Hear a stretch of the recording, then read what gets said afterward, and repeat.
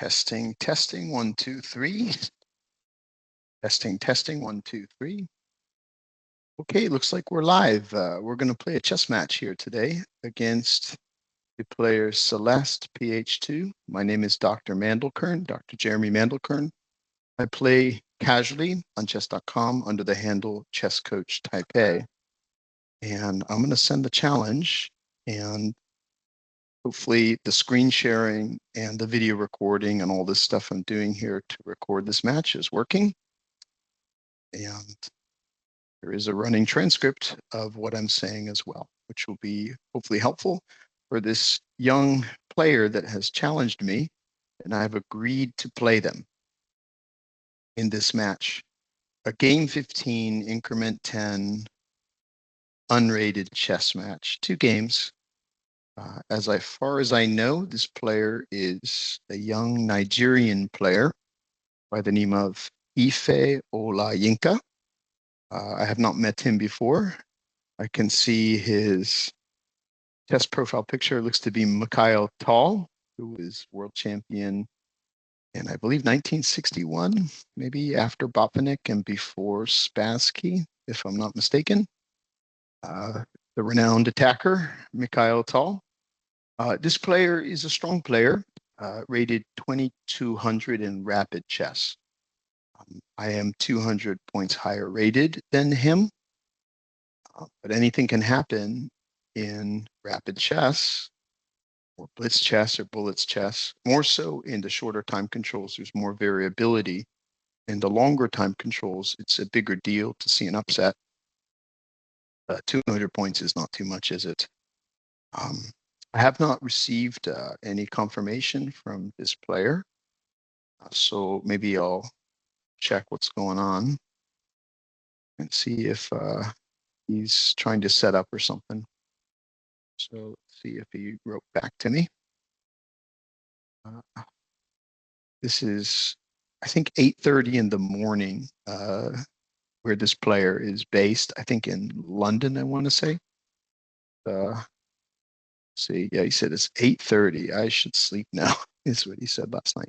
Okay, so we'll see if this player is coming into the game soon or what. So still it's running. Late to your match. That's a good psychological ploy to come in late to your chess match. Here we see great players like Carlsen do it all the time. He is Carlsen though. I think you can get away with that. If you're Magnus Carlsen, you can do anything if you're Magnus Carlsen and still win. Leave yourself 30 seconds in a 5-minute game, no problem. Yeah, I'm not Carlsen. I won't be coming late to my games. So while we're waiting for this opponent, I'll tell you a little bit about myself. I was active in tournament chess in the United States from 2000 to 2017. I played over 150 tournaments. I beat some good players, through strong players, including Grandmaster, IMs, FMs, and so on. I achieved the rank of a USCM, and I probably could have gone higher, but due to circumstances, I relocated in 2018 to basically a chess desert. There aren't tournaments where I am. I have no regrets. I live in Taipei, Taiwan, a wonderful city to live in. But the chess scene, as far as tournaments are concerned, is, well, a lot to be desired there. There's scholastic chess. So there's plenty of these like kind of like unrated, don't record your moves tournaments, but that doesn't do it for me. I could travel to play chess, but I'm a busy man. I work full time at a university, and I also coach chess to top talent and players who are interested in improving. And between my family life and professional life and research that is also mandatory for my profession, research in mathematics, the field that I got my PhD in, just isn't much time for weekend chess tournaments, unfortunately. I have this aspiration that is maybe unrealistic, but one day I will get back into tournament chess and I will earn all the titles that I think I could earn but haven't earned due to inactivity. Um, it's strange that you can actually strengthen quite a bit without tournaments these days. There's so many good resources. Maybe in the past, it would be impossible to go kind of under the radar and get strength of, FM, IM, GM without playing tournaments. But today, with the prevalence of online chess and all the online resources, and still you can read books and study um, and improve yourself, you don't necessarily need to play tournaments these days to strengthen. So for me, a lot of the strength that I've gained has been not while I was active playing tournaments. But here, paradoxically, it was actually when I was not playing tournaments that I strengthened uh, and I learned theory and so on and so on. That's a little bit about myself. This player is very late, and I'm a little bit annoyed by this. So, who arranges a chess match and then sleeps through the chess match? What is going on? So, I don't have this player's contact, so I don't know if they'll even show up. And I have no means to reach them other than the messaging in chess.com, which means who knows. I feel like I should be playing somebody. So maybe I should play somebody else and just send this video to this guy after I play somebody else. Who knows? Maybe he's just setting up. Oh, go ahead and say hello. Hello.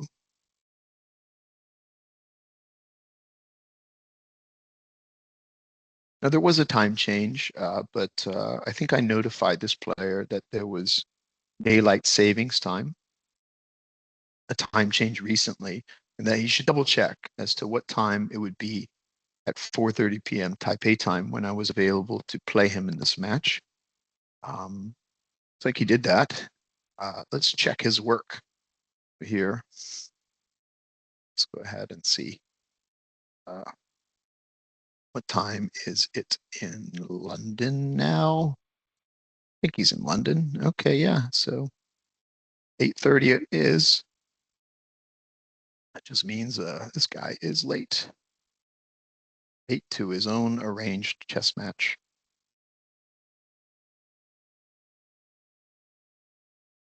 Well, I'm going to cancel the invitation to play him, and I'll just go ahead and chill for a bit. So, for those of you interested, I do coach. So I'm not a full-time chess coach, and I don't take on every student who asks, but I do provide lessons to share the information I've learned cumulatively over all of the years in chess, playing from when I was young, but barely knew anything, to when I started to study in my adult years. I think I played my first tournament when I was about 20 years old. So I started very late. Um, I befriended players in college who were just much better than me. And I couldn't understand why, because, I had read, one chess book and I knew who Bobby Fischer was. But somehow the whole world of chess was like a mystery to me. I didn't know about tournaments and USCF and memberships and all the chess history and culture. That was introduced to me really by friends that I met at university in my freshman year. And I was very surprised to learn um, how much I didn't really know about chess, yet I was an enthusiast. I started playing tournaments, mostly local tournaments, and then later in my 20s, when I had the means, I would travel more to play, travel out of state, sometimes even out of the country to play. Um, yeah, and that's pretty much my chess history. I would say the pinnacle of my chess playing career, if you could call it that, was winning the U.S. Amateur Team East tournament, which is a big team tournament held annually in the States. It's held usually in around springtime, And 1 year in 2011, my team went all the way into the ICC playoffs, and I was able to go 2 for 2 in the playoffs, taking down Jose Fernandez, who was a pretty strong expert rated player. And then I defeated an FM, Mr. Alexander Bettinelli, who just unluckily, I suppose he blundered into a checkmating sequence. I didn't even see it, but I took his queen as an alternative. And that was basically the pinnacle of my career there in chess, winning the US amateur teams. I also had some good results in here and there tournaments because I played so many. But back then, I was playing without knowledge of opening theory. I was more of an improvisational player. So I would not necessarily um, have concrete system to play. Anyways, why don't we go ahead and send the challenge again? We'll see if this player responds. I think it's very weird that you would arrange a match and then be late to it. But I've allotted an hour and 30 minutes now, an hour and 19 minutes to play this player, unrated, and I'll send the challenge.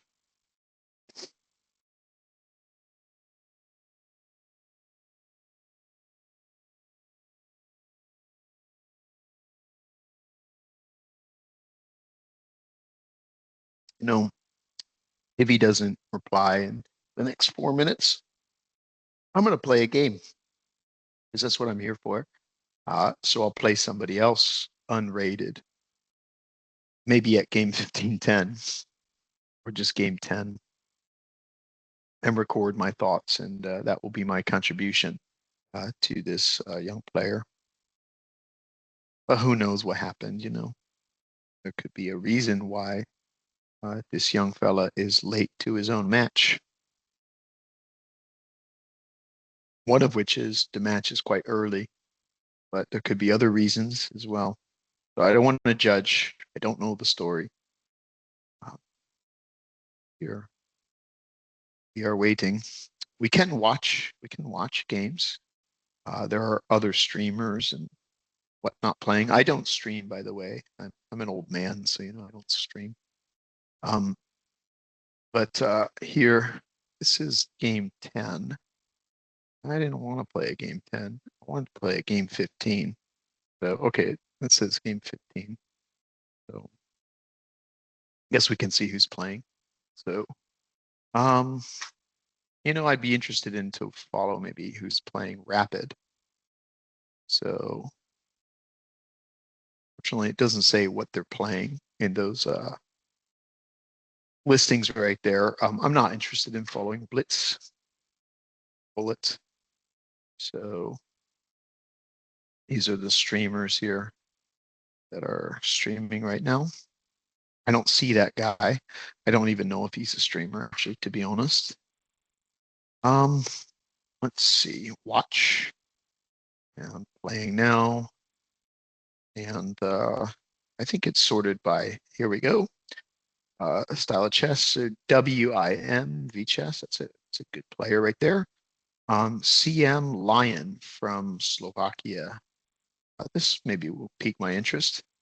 So let's go ahead and take a look at this game. It's in the end game already. Was ready, and there's like reverse Benko ideas in this game. Oh my, a pawn sack. So not to my style, this game, and I've lost interest. And it was here. Where did I lose interest? Well, once we go outside my repertoire, I lose a bit of interest. So in this position right here, I may be interested in picking up the d4 move. I know it's very fashionable to play for space with black, but there you go. PM Lion has lost. Here's the next round. See if this one piques my interest. Okay, it's a Con Sicilian versus an Alapin. And that's interesting. Black offering to lose the right to castle right away. Okay. White says, no thanks. I'm good. Oh. Here, I think knight bd2, queen e2, rook e1 all look pretty nice. What to do with that dark bishop, though? Not really sure here. I think you just leave it at home. You can play for a3, b4 here as a way to try to force black into making a decision. a3 was placed by the CM, going for a quick b4 maybe. Oh, okay, there you go. So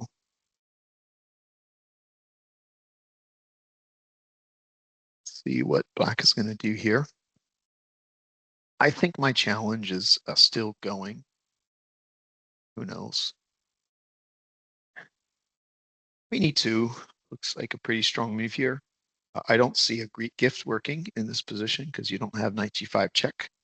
So just queen e2 to try to strong point the e5 square. And you want to keep a pawn there at all costs. All right. Oh, that's interesting. So didn't have time to calculate it as to whether there was anything better than knight to f8. Fortunately, these moves keep on changing the board here. So it's hard to freeze this position for analysis. The bishop is undefended on d3. Is there anything? Pawn takes, and you don't have knight takes pawn takes, knight takes, and then rook takes, and then you could potentially take in the center. So I think pawn takes was the intention by white, and it looks like everything's secure. So maybe it wasn't right anyways to resolve tension. I don't know if I'd play knight f8 right away. Was it a threat? Maybe it was a threat to play e takes d to get the bishop off g5, and then maybe the Greek gift actually is working. Bishop takes h, possibly. But the thing about that is you could always play knight f6 in that position, which is a good defensive move. It would attack the queen while simultaneously defending h7, but f7 is hanging. So let's look at it. Hypothetically, what if it's white's move? I know it's not, but what if it were white's move? Pawn takes pawn, bishop takes h check, king takes, knight g5 check. I mean, queen takes. The knight's on d2, so there is no knight g5 check. It doesn't work. So that means, strangely, the knight on d2 is not helping this idea. But in this position, how would white know that? It's white's move. So is there a way they can play for this pawn takes pawn right away? So pawn takes d6, bishop takes h check, king takes, knight g5 check, knight's defended by the bishop. Suppose the king goes back, queen h5, threatening the f and h squares. The knight can play to f6, defending h, attacking the queen, but then this queen takes f check. That's pretty unclear. King goes to the edge of the board. I just don't see the follow-up. You have rook up and rook over or something like that. Rook e3. Geez, that's worth a look. So rook e3 looks like it's pretty difficult to defend. So I might be tempted by that. And I would have looked at that a little bit longer, this position right here with white. It's not impossible that sack is working. There is knight f8, though, as a defensive move after queen h5. But knight f8, though, doesn't defend the f-pawn. So you'd have queen takes f check. And again, the idea to play rook up and rook over looks really dangerous. So I'm not sure that maybe there was something missed here. But in the aftermath of this game, I might be interested in analyzing that. I can actually do that because I'm not playing this game. So this position right here, Just want to know if there is something with bishop takes. So the evaluation bar hasn't moved. Maybe it's not live or something.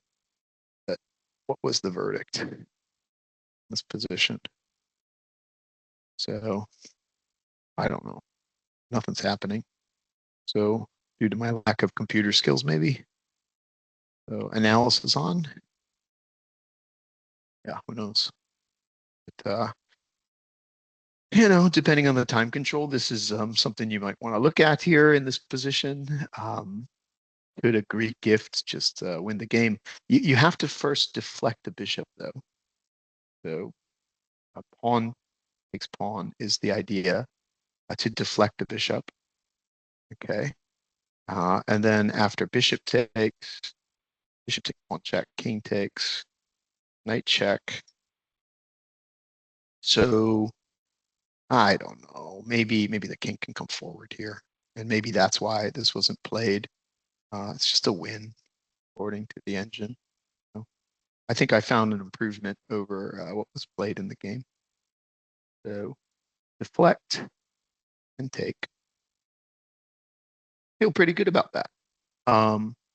So CM Lion from Slovakia missed a good of them to set it up though. It was just deflect the bishop away from the G5 square and crash through. Let's go ahead and look at that line where the king comes back, queen comes out, and then the knight is going to defend with one of these moves right here to defend against, I guess, I don't know. Maybe you don't even need to defend H. Maybe you got to defend F. But if you defend F this way, then surely check and then mate. So not rook over and not rook over either way. It's going to lead to mate on H7. So maybe you do need to defend. What about Queen F6? Queen F6, interesting. Queen F6. That one looks harder to beat. So maybe this is why White didn't play this. They couldn't find a solution against Queen F6. What would be the solution against Queen F6? Can you slow play it? Rook up and rook over? Queen check? I don't know. So Queen F6. Oh, there's something here. I mean, could it be 94? 94 threatening the queen, and queen back to E7 defending the bishop. Could that be it? So I don't quite see it.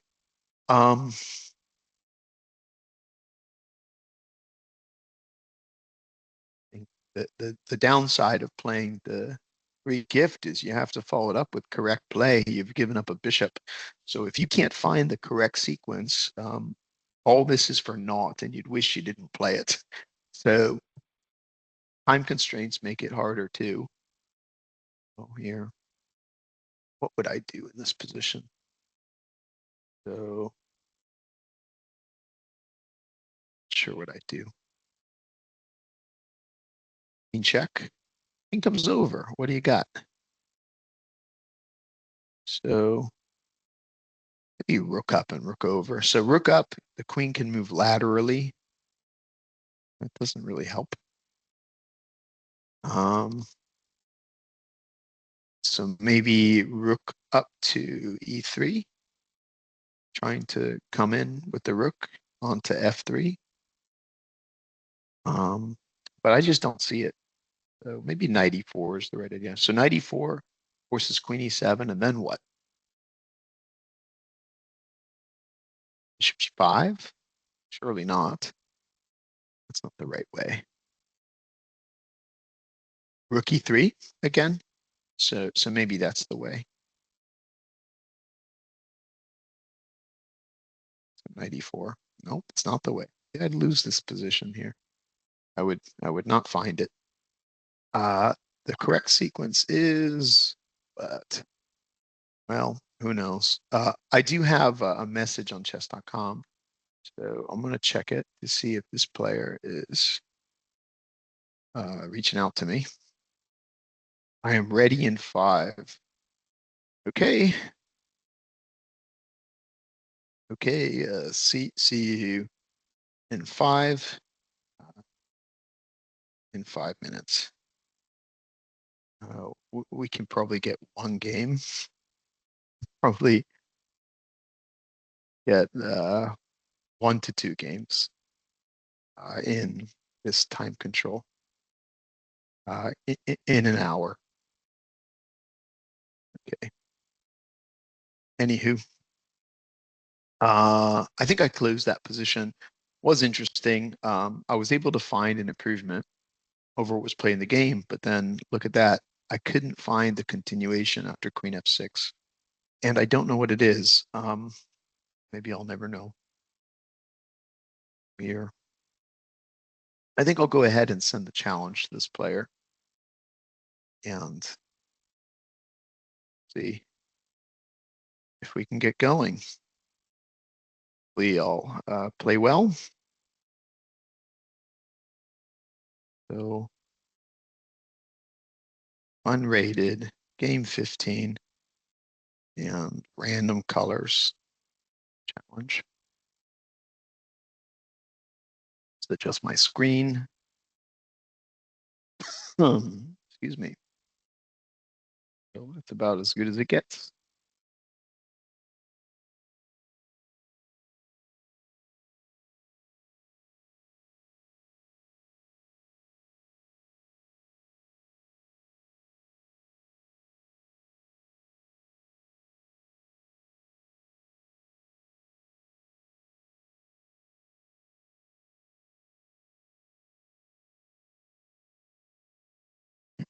Or maybe a way that I can get the video feed to appear. I don't know if I should be messing with this, but see how that looks. I don't know if that looks better or worse. It's recording my thoughts. Pretty cool. And no, it's not. So testing, 1, 2, 3. That's still working. Okay, so that's a good view right there. I won't be able to necessarily type to the player though, unless who knows, maybe the typing window will come up when we get going. This player is 30 minutes late almost to the match that he proposed. So not the best way to begin your own match that you organize. But clock wasn't ticking, so, and I'm kind enough to wait around. I actually told this player, Mr. Ola Yinka, that I have an hour and 30 minutes that I could give him to playing this match. So it'll be an hour now. And I'm not sure how that'll affect the intention to play 2 games at game 15, increment 10. We'll see how long the games go. As if one game goes to the wire, at increment 10, who knows how long it can go. Definitely over 30 minutes is possible. And that means the second game, whoever gets the white pieces maybe won't get to finish their game. First player who has the white pieces will get to play it out. So that is going to be an imbalance in this match, I think. So hopefully we'll get white first. Nice to play with the white pieces. To start out with a little edge that you can hopefully carry into the middle game and then grow into something bigger. It's not as fun starting out with a disadvantage, trying to equalize. Playing 20, 30 moves and still being worse is never fun. But we'll see. I didn't prepare for this match. I did not look at the games of my opponent. So I don't know how this will go. Not sure if my opponent is prepared for me, but because this was an unrated match, in the spirit of here creating maybe some content that can be used by this player. I've decided just to go in with what I know, and we'll see if that's good enough. So, still waiting. It is 5 p.m. and this player's nowhere to be seen.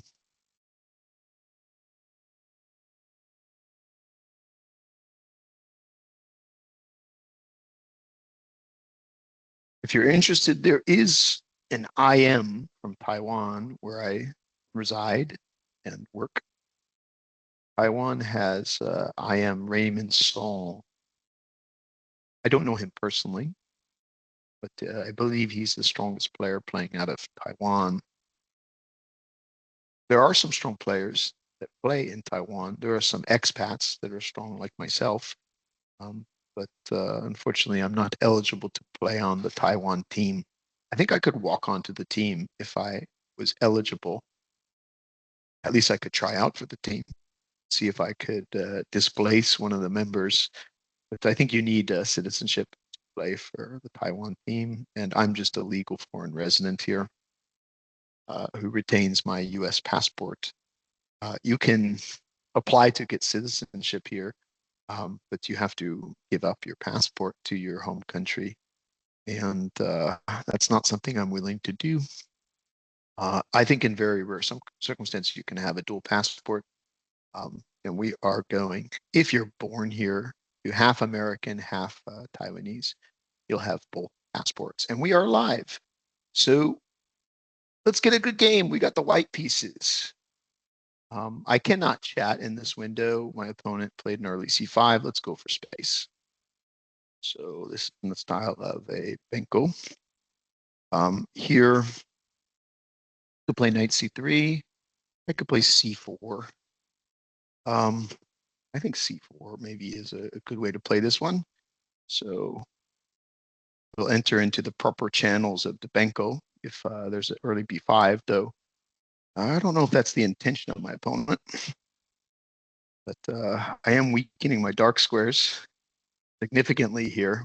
But space is space, and it would be nice to have a nice space edge. So here we go. Fianchetto on the king side looks normal, and I'm already out of book.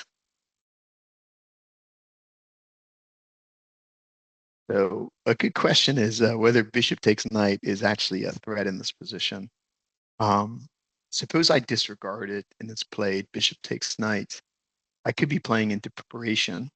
Thing is, though, principally that's not a good move to make a fianchetto and then just to give it away.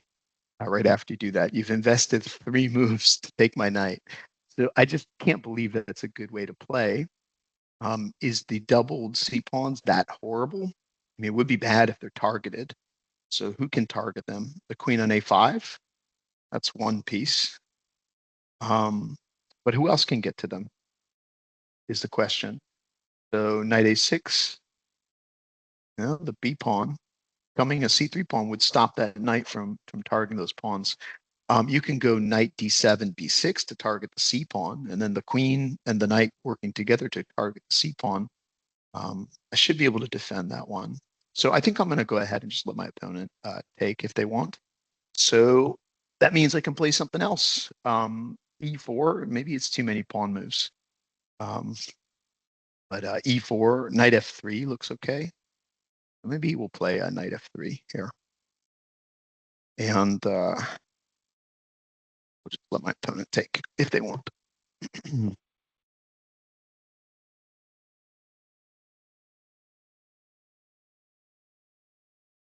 If bishop to F5 or bishop to G4, I think I can target that bishop with knight D2. And then playing for E4 or H3 and E4 if the bishop lands on F5, getting a tempo against that bishop. My opponent's thinking about taking that knight, probably won't do it. Who knows? If queen a5, bishop d2, and the threat is moot, and then the queen is on a funny square. But that queen could go into b4 and then get frisky with my b and c pawns undefended. I don't know if that's a good way to play, but That's an idea.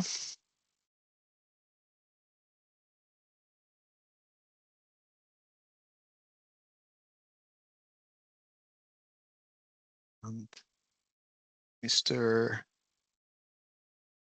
Ife Olayinka is spending a little time, as did I, on the last sequence of moves. That could mean anything. It could mean that he's out of book or just trying to check his lines. I certainly am out of book. And in the past, I had a lot of trouble playing against these early C5 moves. Still, sometimes I do face difficulty playing against them. It's a good strategy to take your opponent out of book, but you don't want to bend yourself into a pretzel to play weird moves to get out of book so early. This, I believe, probably is not well tread in master play. Possibly because of my knight f3, possibly because of you know, what's going to come next. But knight f3 seems like a good move in these positions. I'm trying to put some coverage on the dark squares, and I do have intention to play against his white bishop. Trying not to let that bishop get a good square in this position is important. My own white bishop is pretty awful, but from my experience in these positions, we can gradually try to liberate it. It could play a passive defensive role on e2, which would be important to maybe cover the h5 square, just in case Black's knight goes from f6 to h5. You can maybe deter that maneuver with a bishop on e2. If I can trade off my white bishop later in this game, I'd be happy to do so, because I'm probably going to have a lot of pawns on white squares in this game from the look of it. So we got here a decline to play this way. If I play e4 here, and then there is bishop g4 and bishop e2, and then, my opponent takes my white bishop, it's not even that bad for me. I really don't mind that, because although my bishop is a bad bishop, it's very bad, it could come back to e2, and then eventually I could play for f4. So I think right now in this position, I don't need to play knight e2 before I play e4. So knight d2 looks strange here to me. I think I want to allow bishop g4, and I'm going to rate that move probably doesn't help Black that much, because I'll just play bishop e2, and more or less my opponent is consigned to giving away that bishop for my knight on f3, which they might argue is good news for them, and they get rid of a trouble piece. But I think with a white bishop unopposed, there could be chances that I could turn that bishop into a game-winning piece. So I'm going to go ahead and just expand with e4, allowing my opponent to pin my knight. I don't even need to necessarily play bishop e2 after bishop g4. That looks logical. I think it would be reasonable strategy for Black to ditch their bishop here, but I don't think it'll hurt white.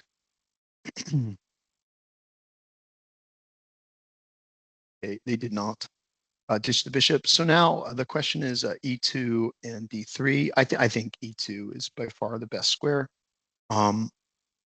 The question is, will my e pawn come under heat? So bishop e2, e6. Maybe try to open up the e file for the rook. But d3 just looks like the wrong square, frankly, in these positions. Similar to a King's Indian classical, where the bishop is better on e2. I think the bishop would be better on e2. So go ahead and do this, bishop e2. There we go. Probably e6 is reasonable here. Bishop g4 is, as we know, reasonable. Play this way. And we'll see.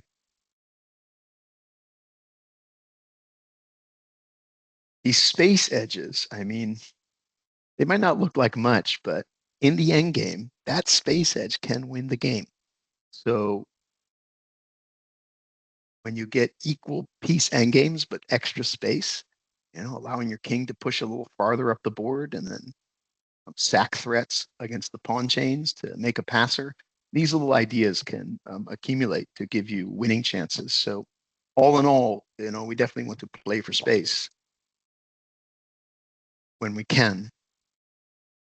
Keeping all the pieces on the board also makes black's position cramped. So you can understand the bishop g4 move to trade, because if you have a cramped position, one of the ways you relieve the cramp is you trade some pieces. So I think bishop g4 is the most consistent move in this position for black. But e6 also makes sense.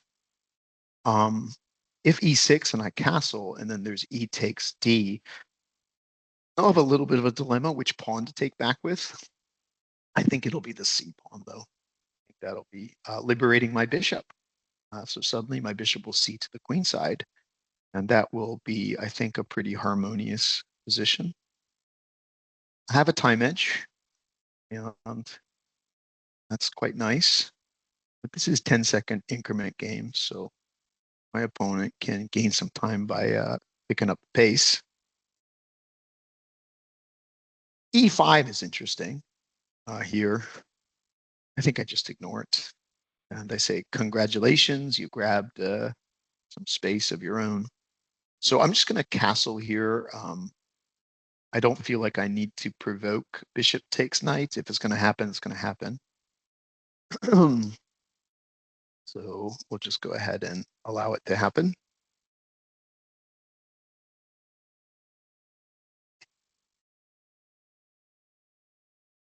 And this is an interesting position. If I really want to preserve my knight right now, here, I could play knight to d2. But I'm not sure I want to do that. I feel like a good strategy in this position is to play h3. So let my opponent play their plan. Okay, so they want to play bishop takes knight. So bishop takes knight. And then suppose they play knight e5 to attack my bishop. It just goes back to the square e2. And then what's the gain from my opponent here? So what's their next plan? What's their idea in that position? So I think h3 is a good idea. And maybe I should expedite matters here. Can I get in a move that is even better than h3? I don't know. So bishop e3 something. Maybe bishop e3 is not right move. It blocks and clogs up the e file. Maybe I don't want to do that. The bishop is susceptible to attack sometimes on e3. Weakens my queen side. So I feel like I should just maybe in this position try to clarify. I'm not fearful of this trade.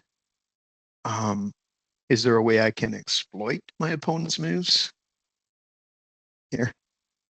I don't think so. I don't really want my queen on e2, and I don't want my knight on c3 on e2. So by moving my knight away, I'll be putting one of those two pieces on e2. I don't like it, so let's just go ahead and play for it. And we'll pre-move bishop takes knight. Sorry, bishop takes bishop. Okay, my opponent got what they want. I think their best plan is to play e5 here and then play for knight e8 and maybe f5, which looks consistent. I don't think knight e5 is a great move in this position, but I could read it wrong. So there we go. And f5 is coming. And I feel like I need to, in this position, take bishop takes knight seriously, because a bishop pair with doubled pawns and the lack of open lines to play with that bishop pair would be an issue. I'm going to need to take after f5. That will be important. I don't want to allow my opponent to push on with pawn f4 and create a pawn wedge on the king side. So I'm going to prepare to take. So maybe in that position, queen c2 take is okay. Queen on c2 is preventing bishop takes knight. Here, if I do bishop e2 right away, maybe it's premature. So in this position, I feel like queen c2 looks okay. It's defensive. It's giving some respect to Black's idea to double my pawns and play against my weak pawn structure. I could play bishop d2 as well, but maybe I don't want the bishop on d2. I don't know. That seems kind of funny. So I'm looking at queen c2 here. Is that knight on e8 gonna make my queen on c2 unhappy though later? So can it come in? I don't know.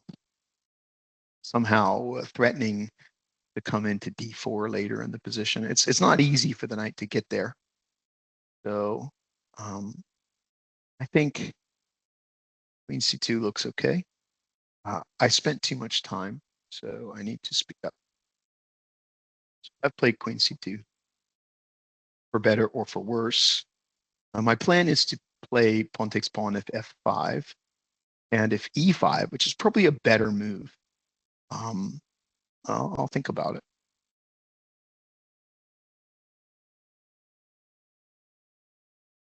So at the moment, it doesn't feel like that bishop on f3 is a game-winning piece, but it'll be my job to make it a game-winning piece. It can fight on the white squares like no other piece on the board right here, other than Black's queen. So given the opportunity, I can dominate white squares with that bishop.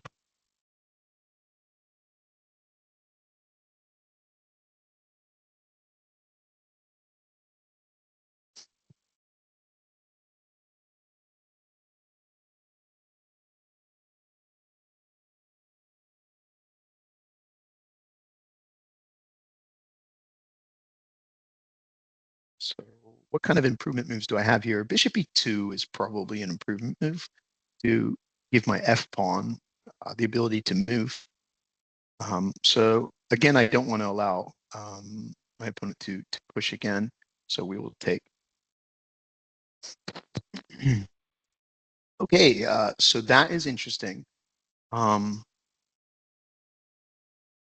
have a pawn wedge right now, so my opponent's e pawn can't easily join the party. And I maybe want to move my rook to the open e file now. I feel like this has improved my position, this structure. If I do play rook e1, I make it harder for my opponent to be active with his queen. Pushing e6 is difficult. So I feel like this would be a good strategy for me.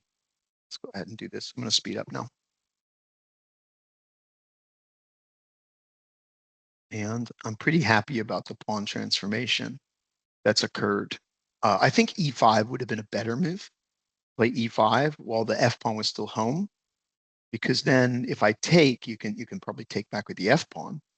So just looking at that right here, if you play e5 and I take with the d pawn, you can take back with the f pawn, I think. So instead, we got this one, and I don't know. I mean, is my opponent threatening anything? So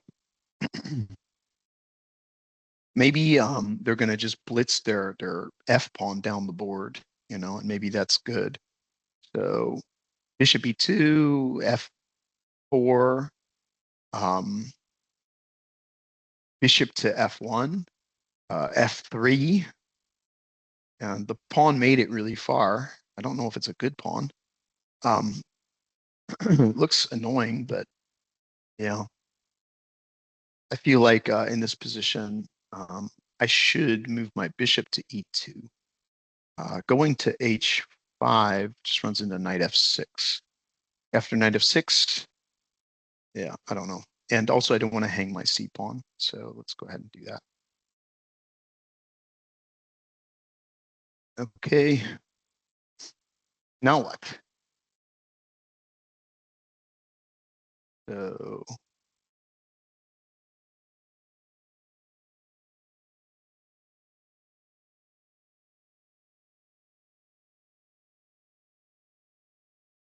sharp. Uh, yeah, that looks like a pretty good move. So what to do here? It is difficult to drive away that knight. Um, probably bishop to f1 looks like it's a good move here. I could play f3 as well, but man, f3 does look ugly, doesn't it? f3 is so ugly. It weakens my dark squares incredibly. Um, would I rather have him play f3 and then I play pawn to g3 and then I just kind of tolerate that annoying f pawn on f3? Maybe that is the better bet. So I'm going to go ahead and just retreat my bishop. And you can give some credit to my opponent's plan. They've placed a good knight in the center, and here they have a cramping pawn. I can hide my king on h2, and I don't feel like my opponent is breaking through, but I have to worry about a buildup of force against the king now. So I have to make sure that I play some decent prophylaxis to ensure that there's not a buildup that I can't repel. At the moment, though, I don't see it. So, but like king h8 and move the rook to the g file, this kind of stuff can be dangerous for me. When do I get to have my fun is the question. Okay, so the queen has come up. And I think I probably want to move the king to defend that pawn. So moving the king laterally looks like it makes some sense.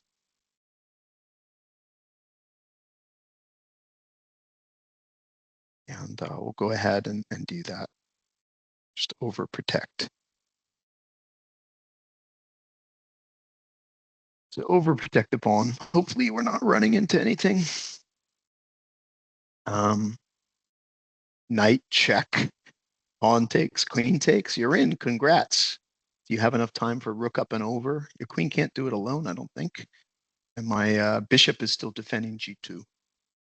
So that's something I got to worry about, though. Knight f6, and then there is this idea to sack on that square. 26. 26 is interesting. We might have a spectator in the back here.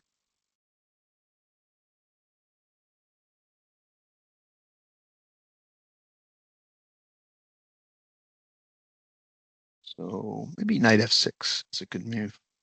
I tell you, I don't dislike what black is doing. It's not a bad strategy to go for it. And I can't say I have a clear counterplay yet against this, but if the attack fizzles, then maybe that f-pawn is going to be a liability. So we'll see. That's the one downside of playing for a kingside attack. You need pieces on the board, and without pieces, the attack is unlikely to break through. And when you've committed all the way into making it work, the onus will be on black now to show that that attack can actually come to something. If I can gradually trade some pieces, the attack, its likelihood of breaking through is less and less. So at the moment, I seem to be okay. I would like a queen trade here. So if a move like queen f5 is played, I think I'd be pretty happy there. That queen trade probably will benefit me because my king will be that much safer. At least that's my 2 cents.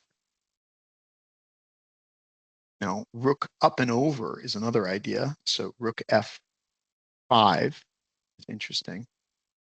That move will possibly be more dangerous for me. So rook up and over.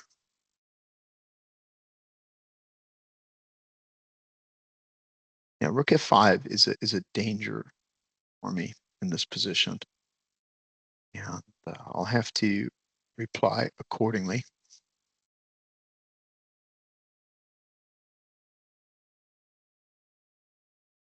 Why is rook f5 a danger? The threat is just to lift the rook.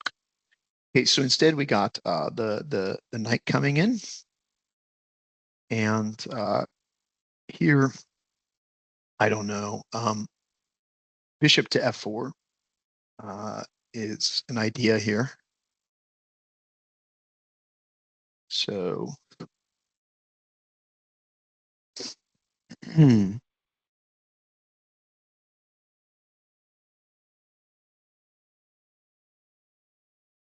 another idea is knight to e4.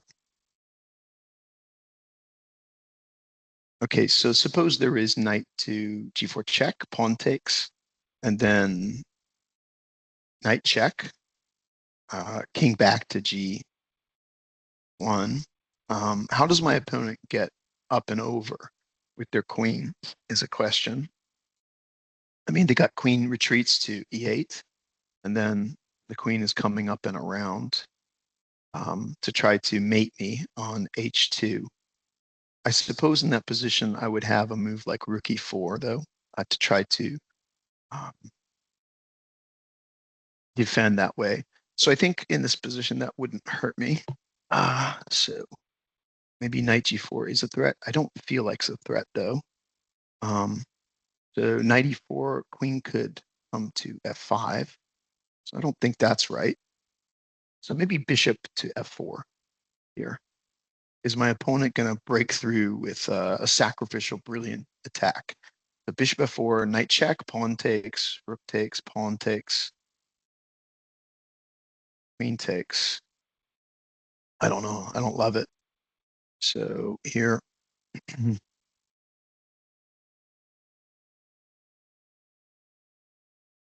about bishop to g5? Bishop g5. So what's the idea behind bishop g5? Just take the knight. On h6 retreat. Okay. Bishop e3 threatens bishop takes c pawn. That's interesting. Bishop e3. Bishop f5 looks weird. It's too obvious. I want to take his knight. Isn't he going to stop it? And then maybe knight check is dangerous for me. Pawn takes. I got rook takes. And then my king's cracked open like a can. Knight check. I don't like it. So I don't like bishop f4 here.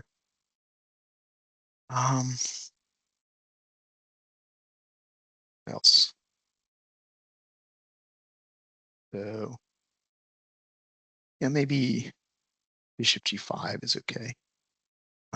What I really want to do is trade some pieces. Rook takes knight is a positional sack, but I don't think it's very good. But rook takes knight. Then what?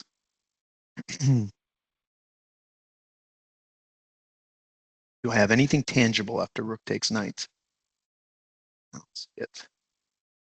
Okay, I do need to trade some wood here. So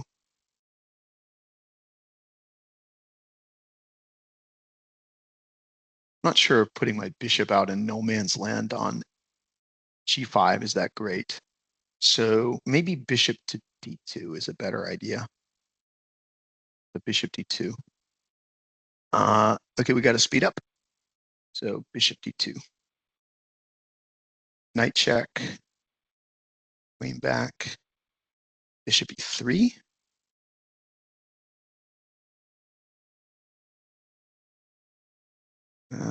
Bishop d2, bishop e3. I'm not sure what to do here. So b3, b3, and then bishop b2. b3 and then bishop b2. Okay.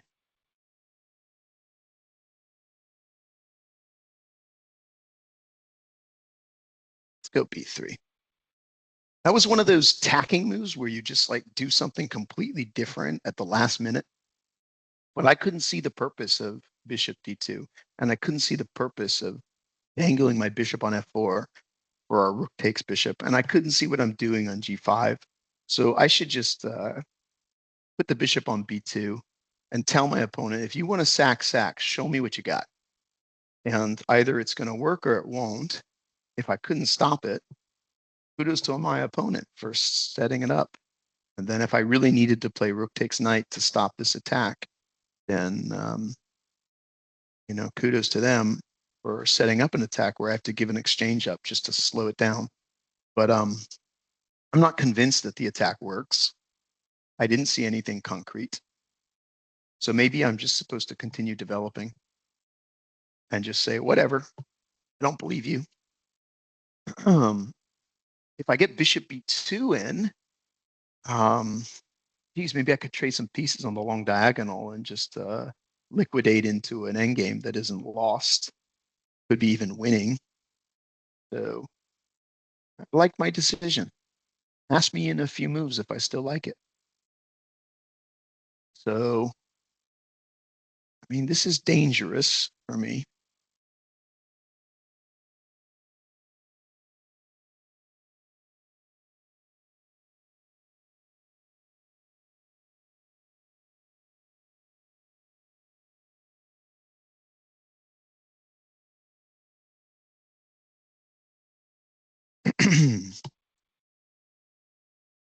But what can you do? We're getting into now blitz time controls, really. 2 minutes versus 3 minutes. So I'll need to play faster to not lag in this position.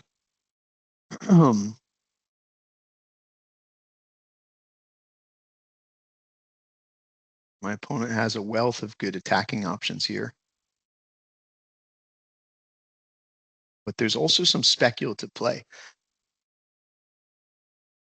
as well, like knight g4 check.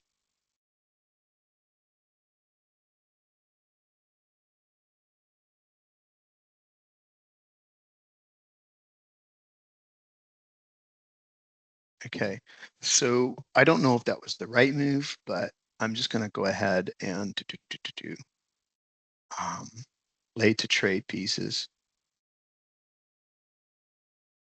The rook takes knight is more tempting in these positions. Positional sack, but I don't think it does anything. But it is more tempting.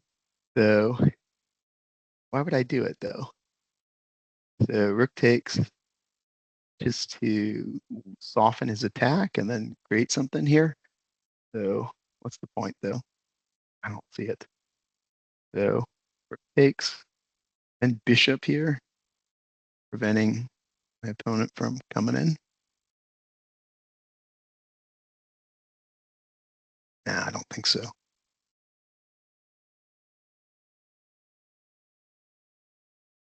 It is very tempting, though, to be honest. My opponent will sack back the pawn, surely. But this could be a good idea here. I don't have a lot of time, so I'm going to go for it. So why did I do this? I guess I believed my opponent had something, and I want to make sure that I don't get mated. And now, how good is their bishop? It really sucks. So let's see. What do I got here?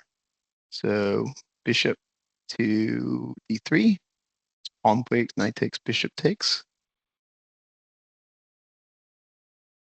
And yeah, bishop here, pawn takes, knight takes, bishop takes. There we go. Yeah, let's just do that. So here we go. Bishop here. I'm going to zigzag my bishop if I can to f5. I think my opponent should sack.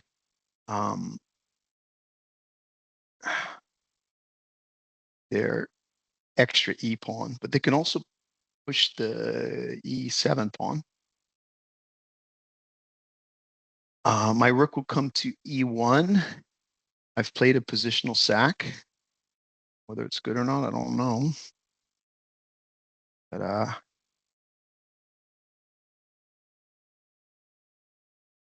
will have a liberated white bishop, finally, in this position.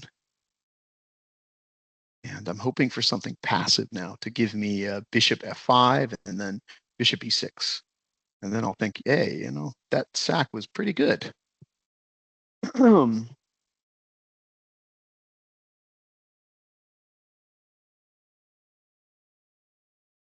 Knight g5 check is really interesting. I don't think it works, but who knows?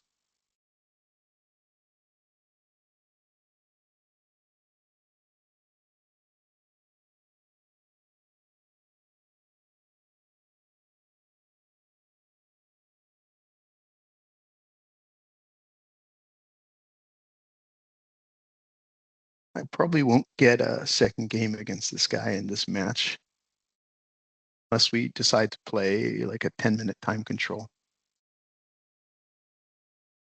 But my exchange sack has at least slowed him down a little bit. And I was behind on time, so that was important.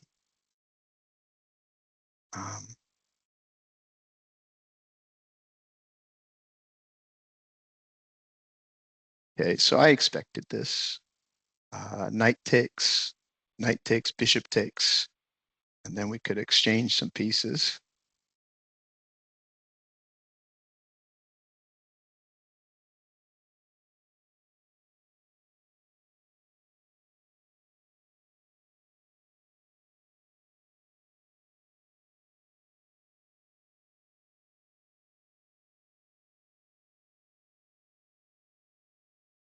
Okay.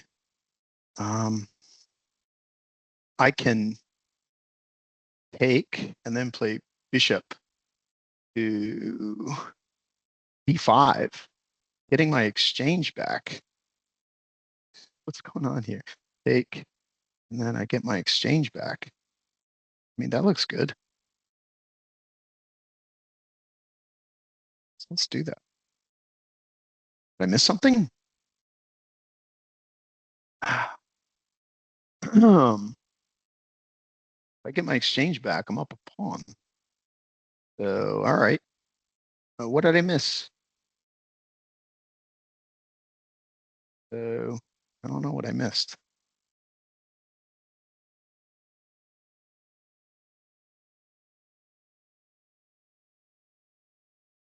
We need two. Okay. So take, your rook can't move, buddy. So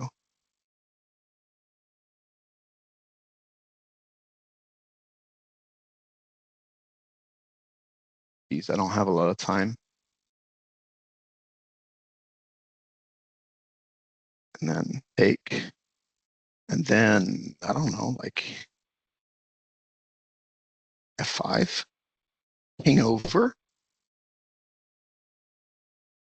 So king over, maybe? Geez, this is a big decision. f5 or king over?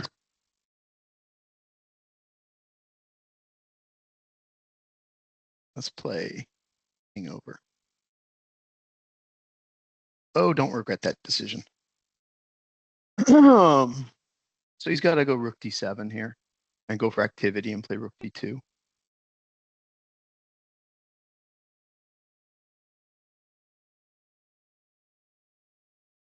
I'm up a pawn.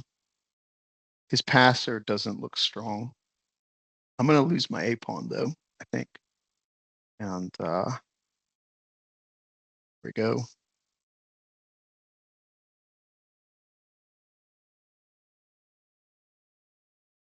All right. We have probably an advantageous endgame. Probably. I'm threatening rook to e7 check. And I think he's lost now because he just hung his B pawn. And I'm going to go try to finish this game off cleanly. How? If I come forward with my king, my F pawn hangs. Let me just go forward one square. Okay. And we have enough time to finish off my opponent here. Is there a threat? Maybe. So why don't we do this one? That way, after A4, pawn takes, pawn, rook takes, and then I take the C pawn. This game went bad for my opponent, and it's going to go worse for them because now I'm up a bunch of pawns. I have 3 pawns, and it's really a one-result game at this point. So I can check, pawn push. So check if he comes forward, then G4 check, forward, and then rook takes H, and then he's lost. So he should come back. And now let's just slowly advance those pawns. Slowly, slowly. Rook up first. King up first. No. Let's do this one first. And maybe this one next.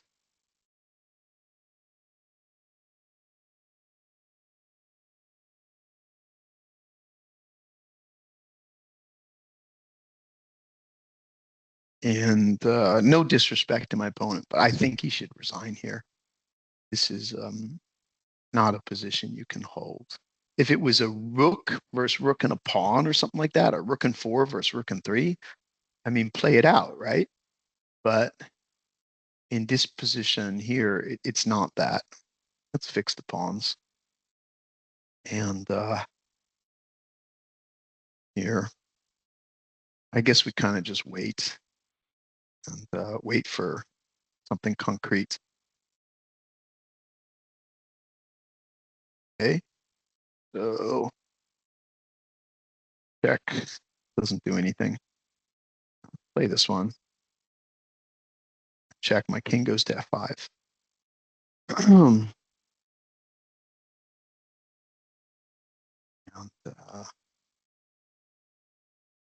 well, that exchange sack was the catalyst in this game.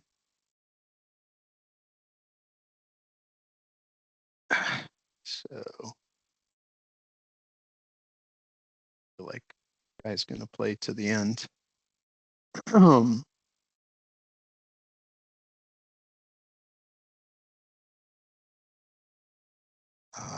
Okay. So,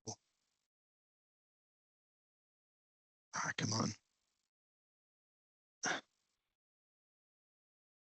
Create a passer. If I come forward my king, what's the point? You know, sidestep, and then what? So maybe just create the passer. My king can still hide behind the pawns, right? Right. So I'll have the G6 square where I can hide. And now what?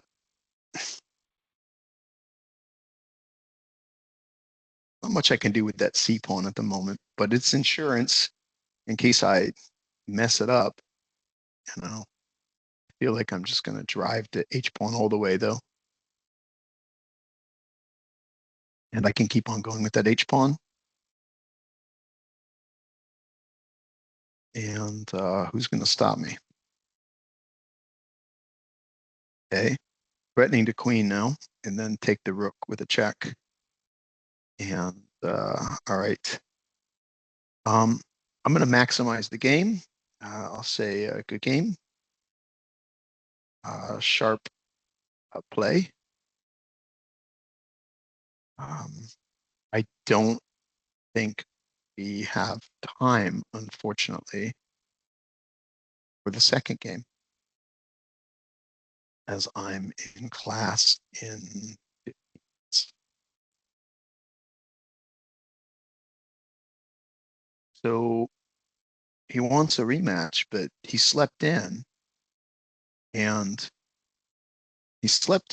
we started this match 30 minutes late. Um, so yeah, I hear you, but he doesn't hear me. So I've got to work. And I told him I could play till 6, but now there's 15 minutes to play. It's not realistic. So I'm going to go ahead and stop my recording. And this is Dr. M signing out. Um, we had a good game, I think, though the attack against my king was dangerous. The exchange sack remains to be seen if that was actually a brilliancy or just unneeded, and I should have just kept on ignoring it. I'm very interested whether my B3 move was the right style play, just to ignore his attack. I underestimated his attacking position when he played the early F5, but actually he made it work, and it was dangerous for me. But perhaps I was just seeing ghosts.